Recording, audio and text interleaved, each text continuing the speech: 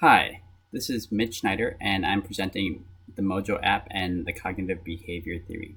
This is my third attempt at this video. Both times previous were recorded to about 5 minutes, and there was an error in saving the video file. I am attempting the last time with screencast, otherwise I will use Snagit to do video capture. I'm also making this video screen smaller to try to save on space. I'll be doing a little bit of abbreviated version to try to reduce the file size. The Mojo application is a social emotional learning app that is integrated within Common Core Social Studies. It meets the standards for both social emotional learning and social studies. It offers a full curricula, but can be used also as a supplement for digital citizenship, social studies, or social emotional learning. It offers both knowledge and skills. It adapts on multiple levels, from more challenging questions to adapting on an emotional level. It focuses on more healthy engagement strategies rather than rewards only and gamification strategies. It offers a number of different assessments, from diagnostic, formative, standardized, summative, and the like. You can see the app on the right. The Mojo application is based on general social emotional learning. By a number of meta studies, it suggests that increases academic scores by 11 to 14%. Same thing for standardized tests.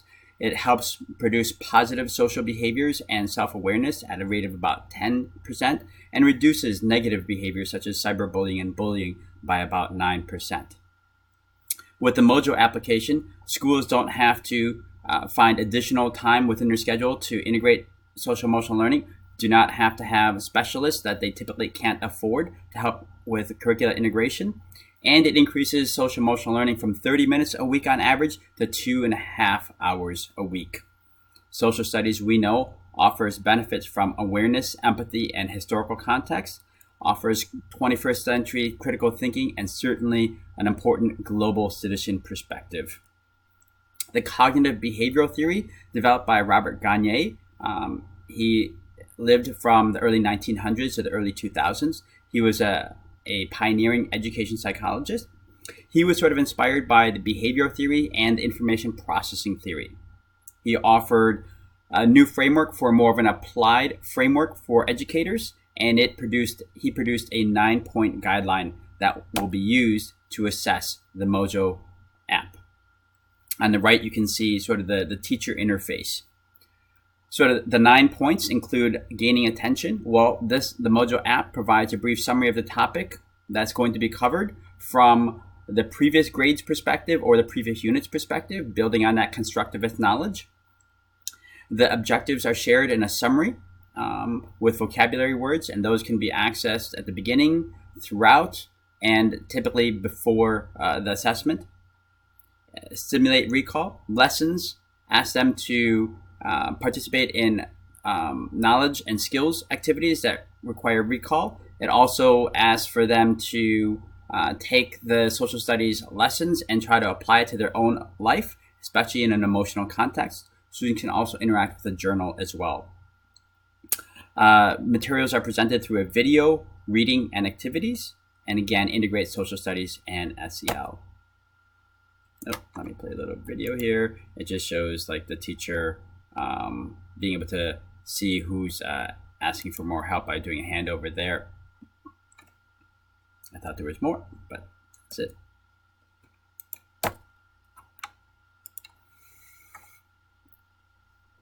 The additional points are provide scaffolding. You want to provide just as much support as necessary. The content, the materials adjust based on the learning type, and the assessments also adjust as well with different levels of difficulty and different types. The app does require interaction through readings, assessments, and activities. And feedback is provided in a number of different ways. The frequency of feedback is adjusted, the context of the feedback, and also based on the type of assessment framework that was applied to them. The overall performance is assessed through assessments, But again, the goal is to provide them learning. And so if they do not pass on the third time, they get an errorless response, which means that it provides them a guided way to learn the answers as opposed to receiving incorrect. Well, thank you so much.